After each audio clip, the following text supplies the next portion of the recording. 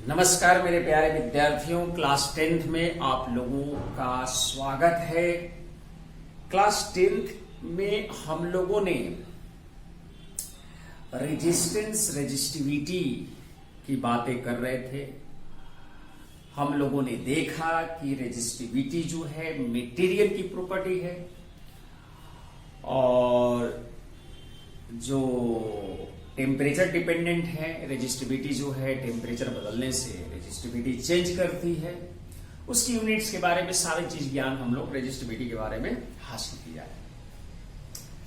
Resistance की कहानी भी चल रही है। रेजिस्टेंस में हम लोगों ने देखा कि मटेरियल के साथ साथ उसका जो डायमेंशन है, लेंथ है, एरिया है और फ्लो ऑफ करंट, करंट के जो डायरेक्शन है, किस क्रॉस सेक्शनल एरिया के रिगार्डिंग हम लोगों ने देखा था कि भाई किसी क्रॉस सेक्शन पर किधर से माने कितना लेंथ पर चल रहा है, क्रॉस सेक्शनल एरिया क्या ले रहा है करंट फ्लो करते वक्त, तो उस पर भी डिपेंड करता है। मीन्स ये बोल सकते हैं कि रेजिस्टेंस मटेरियल के साथ साथ अगर उस मटेरियल का लेंथ बदल दे, क्रॉस सेक्शनल एरिया बदल दे या फ्लो ऑफ करंट का डायरेक्शन चेंज कर देंगे तो रेजिस्टेंस चेंज हो जाता था। बिल्कुल सर, बिल्कुल हम लोगों ने देखा इस बात को। मेरे प्यारे विद्यार्थियों, कुछ सवाल हम लोग R बराबर रो एल बाई एरिया से रिलेटेड करेंगे। R बराबर रो और ये फॉर्मूला पर सवाल हम लोगों को अक्सर मिलते हैं।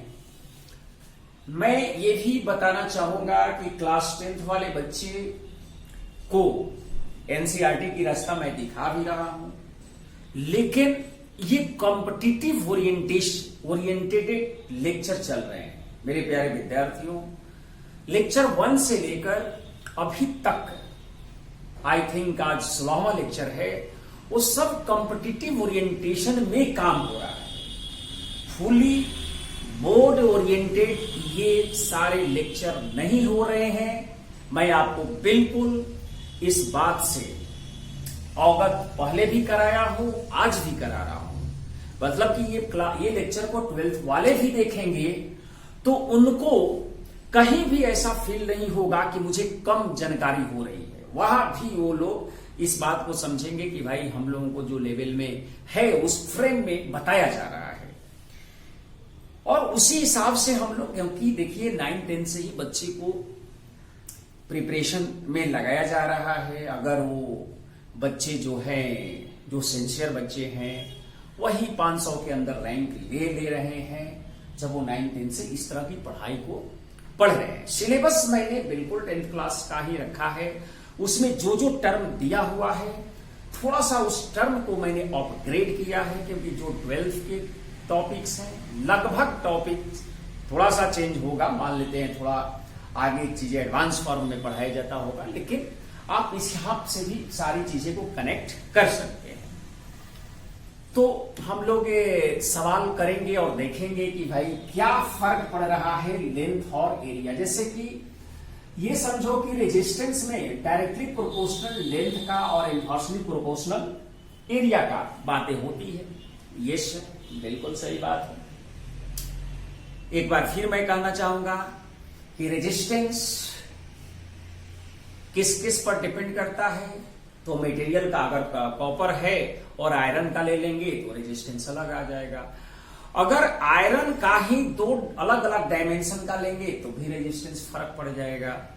तो भी रेजिस्टेंस क्या होगा, फर्क पड़ जाएगा। फ्लो ऑफ करंट का डायरेक्शन बदल देंगे तो भी पड़ जाएगा। टेम्परेचर बदल देंगे तो भी फर्क पड़ जाएगा। मतलब कि ये सारी चीजें हम लोगों ने पहले से सीखकर आए हैं। रेजिस्टिविटी जो है मटेरियल की प्रॉपर्टी होती है। रेजिस्टिविटी बिल्कुल उसको शेप एंड साइज से कोई मतलब नहीं है। उसकी मटेरियल क्या है, अगर कॉपर है तो कॉपर पर ही केवल डिपेंड करेगा। और टेम्परेचर अगर बढ़ाते घटाते हैं तो उस पर भी फर्क पड़ता है। अच्छा सर, ये बात तो समझ में आ गई। मेरे प्यारे विद्यार्थियों, इसमें आप देखोगे तो लगता है कि R जो है डायरेक्टली प्रोपोर्शनल लेंथ का है और इनवर्सली प्रोपोर्शनल एरिया का है। देखने में तो लगता है चीजें। इसका मतलब ये होगा सर कि अगर 2 टाइम्स रेजिस्टेंस बढ़ाएंगे तो लेंथ 2 टाइम्स बढ़ा देंगे तो रेजिस्टेंस 2 टाइम्स नहीं। ये नहीं हो सकता है मेरे प्यारे विद्यार्थियों। अगर लेंथ 2 टाइम्स बढ़ाते हो तो एरिया पर भी फर्क पड़ेगा। एरिया पर क्या होगा? फर्क पड़ेगा। अगर 2 तरह से हम लेंथ बढ़ा सकते हैं। अगर मान लो कॉपर का वायर 1 मीटर का है, फिर इसके बाद 1 मीटर का और कॉपर का वायर उसी डायमेंशन का लेकर जोड़ते हैं, तो वहां पर जिस तरह से ये बढ़ेगा लेंथ, उसी हिसाब से रेजिस्टेंस हम लोग लिखते हैं, ध्यान रखें। लेकिन वहां पर हम नहीं जा रहे हैं, हम लोग काम कर रहे हैं क्या, ध्यान से सुनिएगा इस बात को, कि अगर मान लो कि आपके पास एक एल लेंथ का कोई कंडक्टिंग मटेरियल है जिसका रेजिस्टिविटी रो है, जिसका रेजिस्टिविटी क्या है? रो है, इसका क्रॉस सेक्शनल एरिया ए है और इसका रेजिस्टेंस आर है। मेरे प्यारे विद्यार्थियों, अब आपको समझना यह है कि जब हम इसको बीट करके, मीन्स इसको हथौड़े से पीट करके, बीटन करके इसके लेंथ को मान लो कि बढ़ा दिया। लेंथ को जब बढ़ाया और ये समझो कि ये length L dash original length का n टाइम्स एल कर दिया। सपोज दैट ओरिजिनल लेंथ का क्या कर दिया? n टाइम्स एल कर दिया।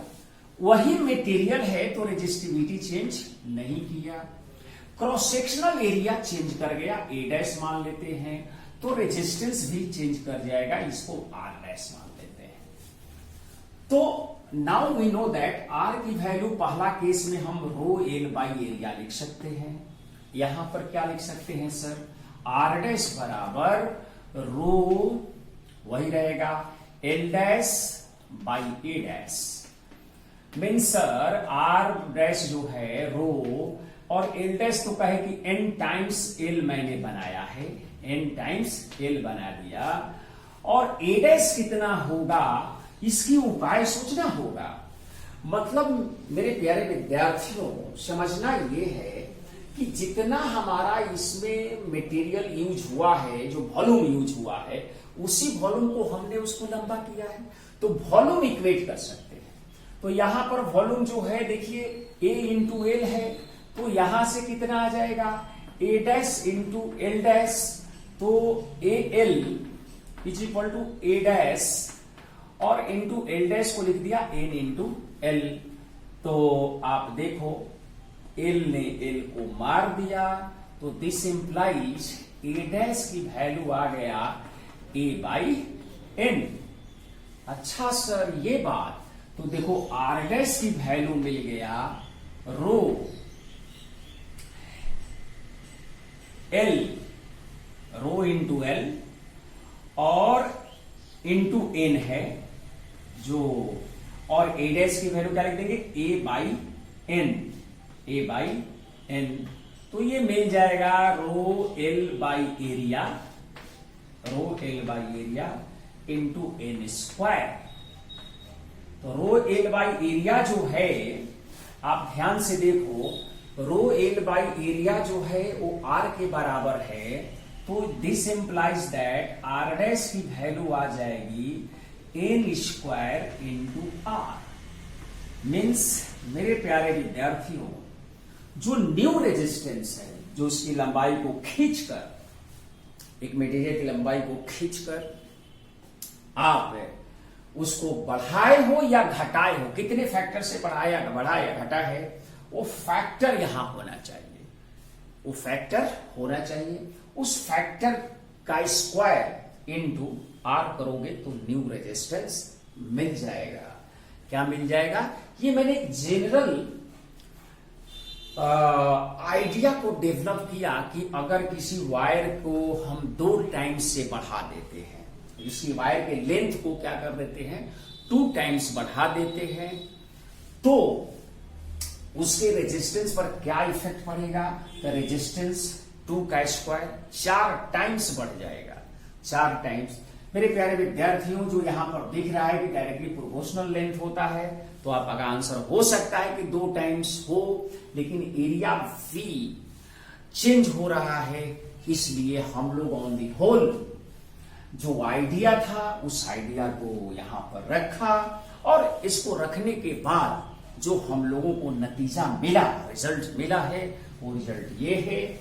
इसलिए आप ध्यान में रखें कि आप मान लो कि लेंथ आधा कर दे रहे हो, लेंथ क्या करोगे, आधा करोगे, तो n का मान 1/2 लिखना होगा। n का मान क्या करना होगा, 1/2 करना होगा। आई थिंक इस कॉन्सेप्ट को आपको समझ में, ये कॉन्सेप्ट समझ में आया होगा कि हम क्या कहना चाह रहे थे, और आपने जो रिजल्ट देखा कि भाई न्यू रेजिस्टेंस जो है वो R डैश जो है वो n² इंटू R के बराबर आता है।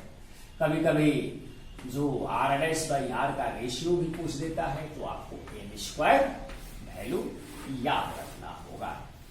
मतलब कि अगर मैं एग्जाम्पल से एक और जनरल एग्जाम्पल छोड़कर दूसरा एक एग्जाम्पल लेकर समझ सकते हैं हम लोग इस चीज को कैसे और कहना चाहिए, ज्यादा बेहतर रहेगा। मान लो आपके पास मैं एक सवाल के फॉर्म इस तरह से लिखा कि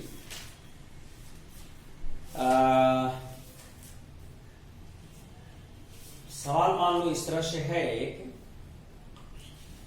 ध्यान दें इस पर कि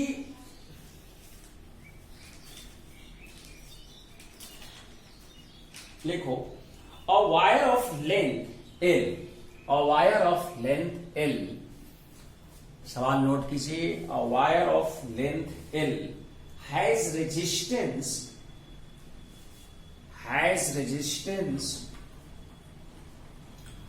10 ohm, has resistance 10 ohm, has resistance, it is stretched, मतलब वायर को स्ट्रेच किया गया 5 times, it is stretched 5 times of its original length,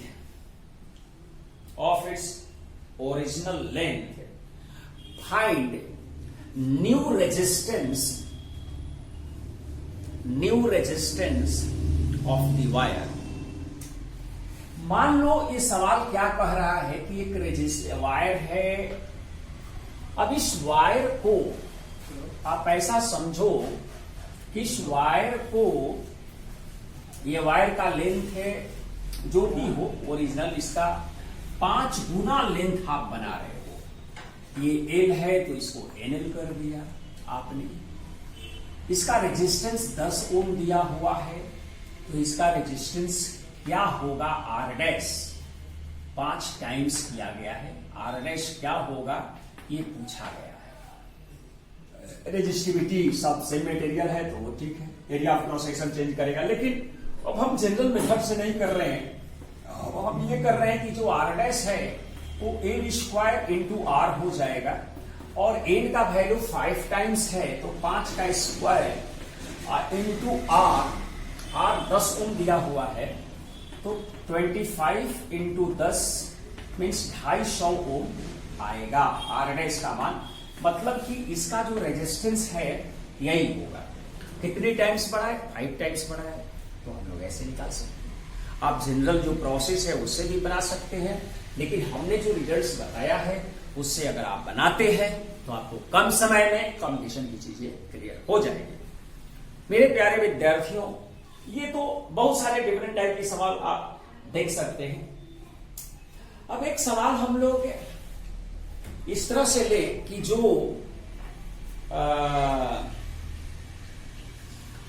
कैसे जो रेजिस्टेंस की वैल्यू है वो कैसे क्रॉस सेक्शनल एरिया पर डिपेंड कर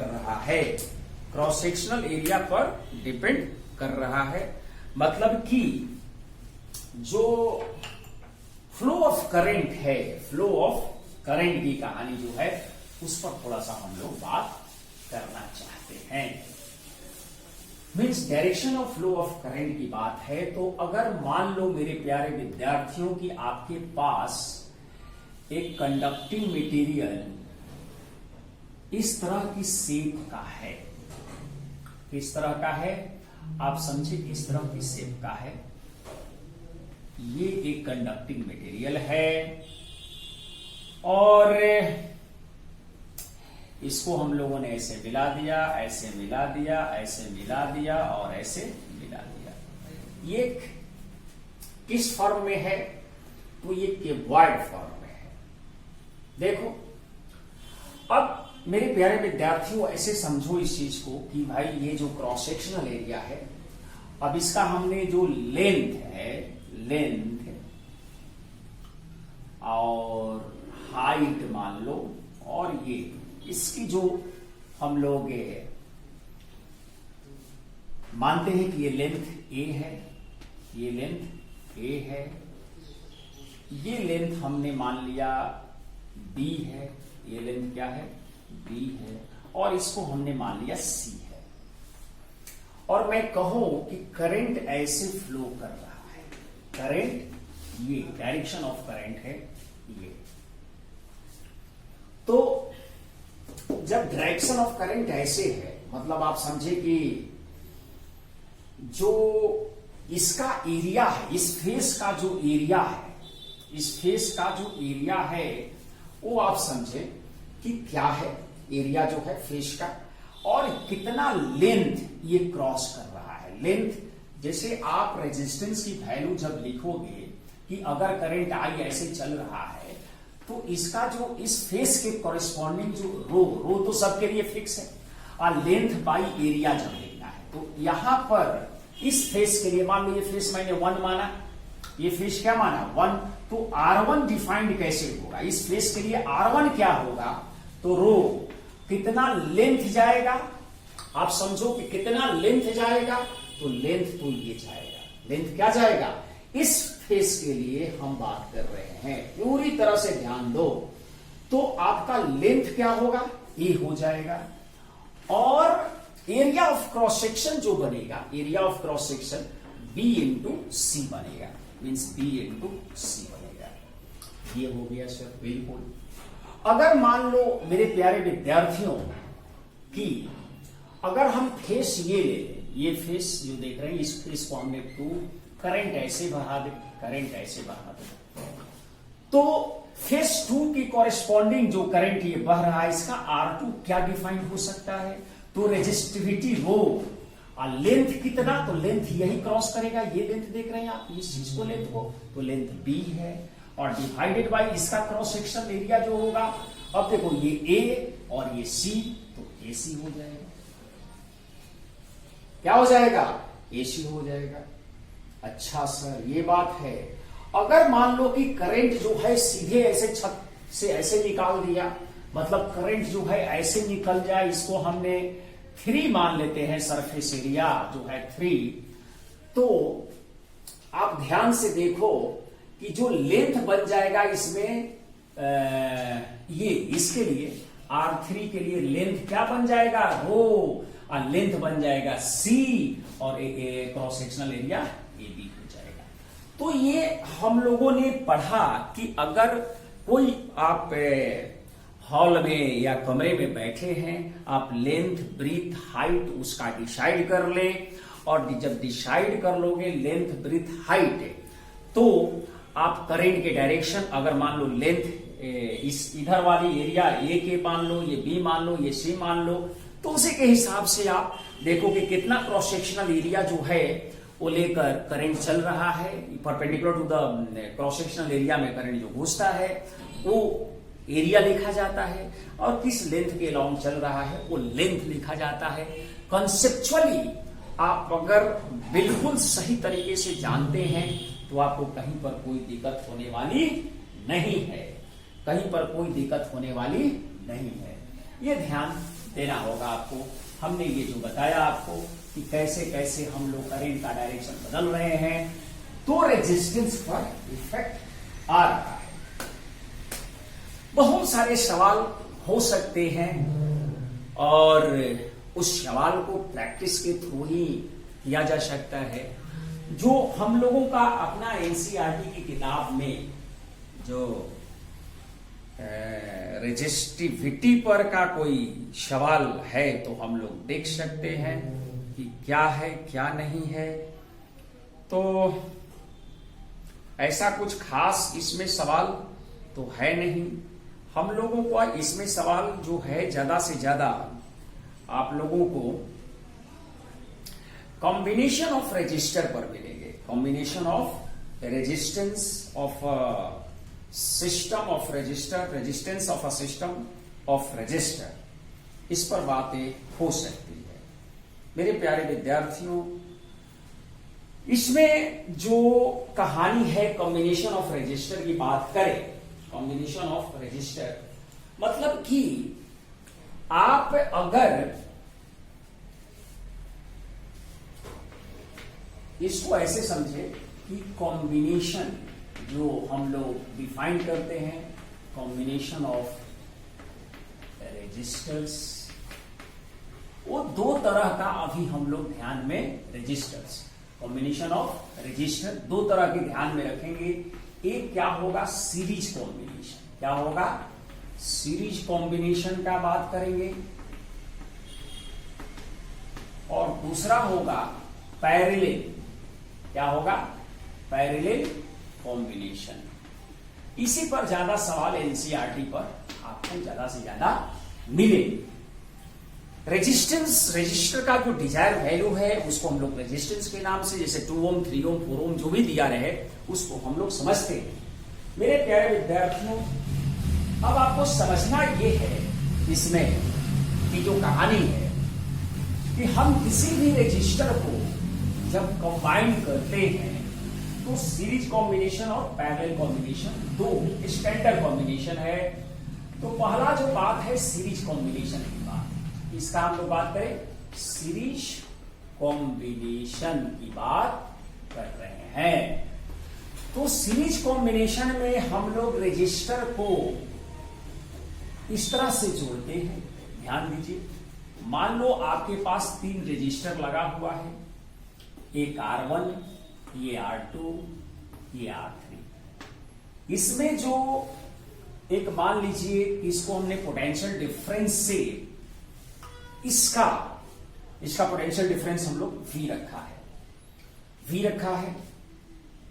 तो करंट ऐसे चलेगा, करंट क्या होगा, ऐसे चलेगा। आई सभी रजिस्टर में सेम करंट चलेगा, सभी रजिस्टर में क्या होगा, सेम करंट चलेगा। R1, R2, R3, ये कॉम्बिनेशन मतलब कि एवरी रजिस्टर का जो अल्टरनेट एंड है, एंड इसका एंड, फिर अल्टरनेट एंड, ऐसे ऐसे कनेक्शन में रहेगा। मेरे प्यारे विद्यार्थियों, जो रजिस्टर्स R1, R2, R3 के क्रॉस जो पोटेंशियल डिफरेंस बनेंगे यहां पर, इसमें V1, V2, V3 बनेगा। मतलब यहां से यहां तक का जो ये है V1 ड्रॉप, यहां से यहां तक का V2 ड्रॉप, और यहां से यहां तक का V3 ड्रॉप माना जाएगा। लेकिन टोटल जो है नेट V है, पोटेंशियल डिफरेंस जो है नेट वो V है। और V का मान इस डायग्राम से हम लोग ये समझ सकते हैं कि V1 plus V2 plus V3 होने वाला है। ठीक है सर, ये बात इस डायग्राम से। इस सीरीज कॉम्बिनेशन में जब रजिस्टर को ऐसे सेम करंट इसमें चलेगा, करंट जो है सेम चलेंगे, इसमें करंट जो आई है आई ऐसे चलेगा। इसमें बहुत सारे रजिस्टर को हम लोग जोड़ सकते हैं, बहुत सारे रेजिस्टेंसेस को हम लोग कंबाइन कर सकते हैं। उसका अब एक इक्विवेलेंट रेजिस्टेंस के बारे में सोचना होगा। ये फिगर 1 मान सकते हैं, इसको क्या मान सकते हैं, फिगर 1 से V बराबर V1 प्लस V2 है।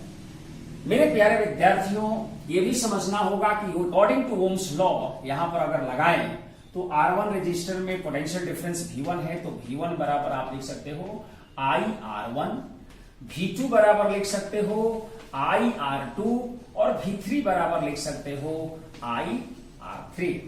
अच्छा सर, ये बात है, मतलब ये हुआ मेरे प्यारे विद्यार्थियों कि हम लोगों ने अब ये सारे रजिस्टर को हटाकर एक सिंगल रजिस्टर, जिसको हम लोग R इक्विवेलेंट बोल सकते हैं, क्या बोल सकते हैं, R इक्विवेलेंट बोल सकते हैं।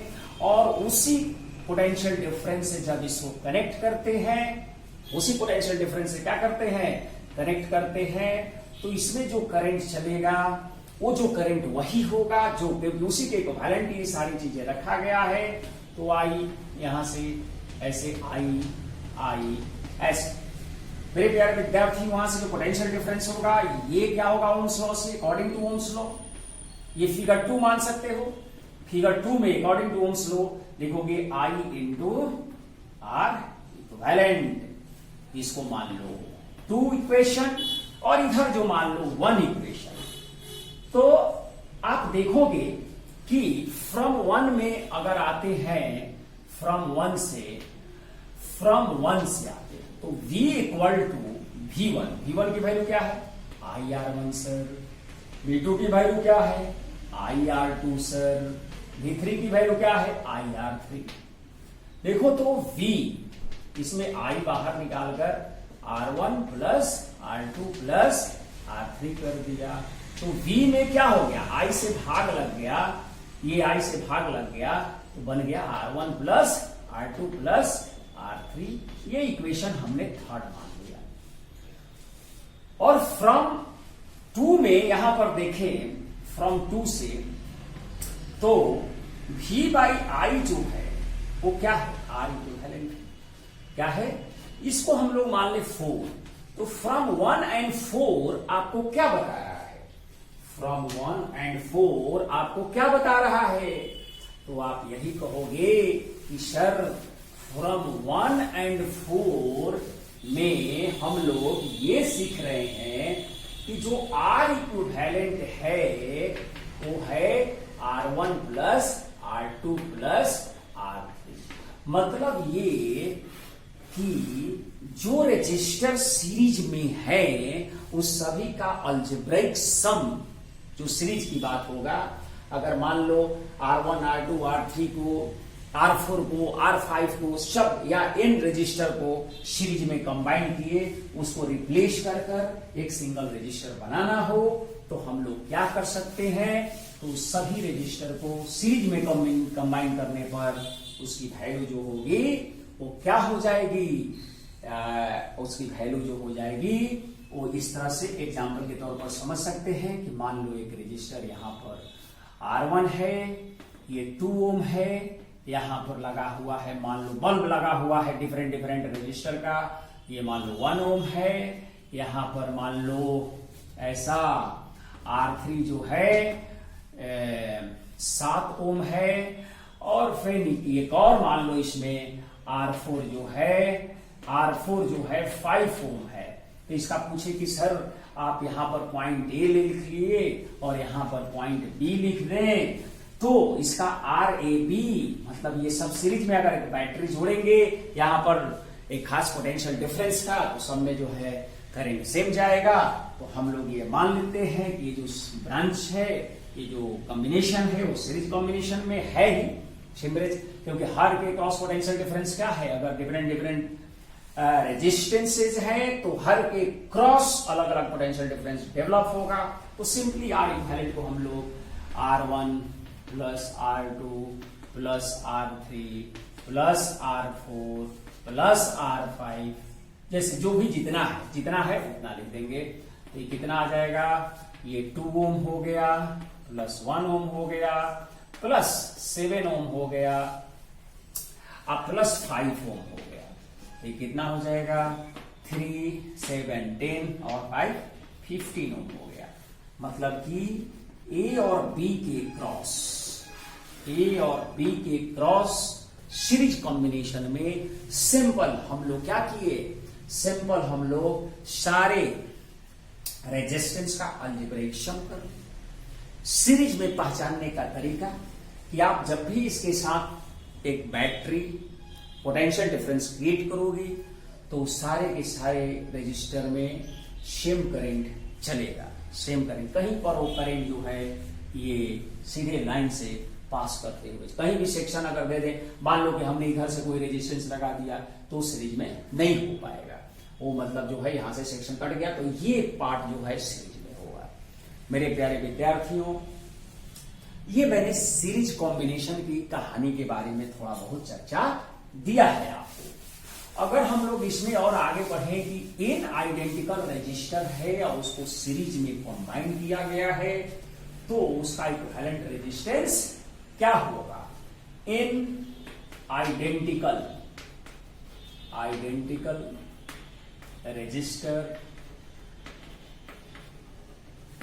having resistances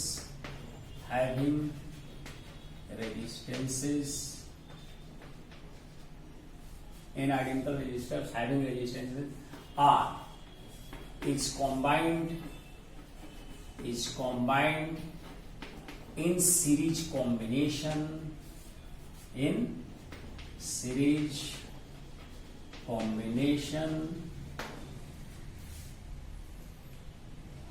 find their equivalent resistance. Find their equivalent resistance. अगर आप ध्यान से देखें तो R इक्विवेलेंट जो होगा यहां पर जो सॉल्यूशन करेंगे हम लोग इसको, तो ये मान ले एग्जाम्पल है, तो R प्लस n टाइम्स लिखना होगा आपको, n टाइम्स। तो R इक्विवेलेंट की वैल्यू जो होगी n इंटू R हो जाएगी। n इंटू क्या हो जाएगी, अगर 10 ओम का 10 रजिस्टर सीरीज में हो तो उसका R इक्विवेलेंट क्या हो जाएगी 10 गुने 10। अगर 5 ओम का 50 रजिस्टर सीरीज में लगा हो तो 50 में 5 उसका क्या हो जाएगा इक्विवेलेंट रेजिस्टेंस हो जाएगा। क्या हो जाएगा इक्विवेलेंट रेजिस्टेंस हो जाएगा। बिल्कुल सर, बिल्कुल समझ में चीजें आ रही है कि आपने जो बताया। सीरीज कॉम्बिनेशन में मैं छोटा छोटा आपको सीरीज कॉम्बिनेशन के बारे में बातें बता रहा हूं। सीरीज कॉम्बिनेशन में करेंट जो है सेम हम लोग लेते हैं करंट का। अगर कहीं पर जैसे मान लो कि हम लोग सीरीज बॉल लगाते हैं, कहीं से कोई भी बॉल एक फ्यूज होता है तो उस डोर में टोटल करंट खत्म, वहां से करंट समाप्त हो जाता है। वहां से करंट क्या होता है समाप्त हो जाता है, तो बल्ब में लाइन खत्म हो जाती है। मेरे प्यारे विद्यार्थियों, ये तो हम लोग जो सीख रहे हैं कॉम्बिनेशन ऑफ रजिस्टर के बारे में सीख रहे हैं। हम लोग इसमें से कुछ सवाल को भी कर सकते हैं जो एनसीईआरटी के रिगार्डिंग सवाल है उसको भी देख सकते हैं। जैसे मान लो कि आपको पूरी तरह से जो सवाल बनेंगे हमको लगता है कि पैरेलल और सीरीज मिलाकर बनेंगे, अच्छा सवाल जो बनेंगे ऐसे। अभी हम लोग ये सिंपल बात कहानी कर सकते हैं। जैसे एग्जांपल के तौर पर हम एक मान लो ये आपसे 2 रजिस्टर लगाया यहां पर, और यहां पर मान लो कि मैंने एक वोल्टेज लगा दिया, ये लगा दिया मान लो 20 वोल्ट का बैटरी लगा दिया। यहां पर मान लो R1 बराबर 2 ओम रखा और R2 बराबर क्या लिखा 3 ओम रखा। मेरे प्यारे विद्यार्थियों, अगर देखा जाए तो इसका इक्विवेलेंट सर्किट में ये सीरीज कॉम्बिनेशन है सर, तो यस है। आई करंट जो है इसमें चलेगा ऐसे, यहां से सब आई करंट आएगा, वही सेम करंट होगा।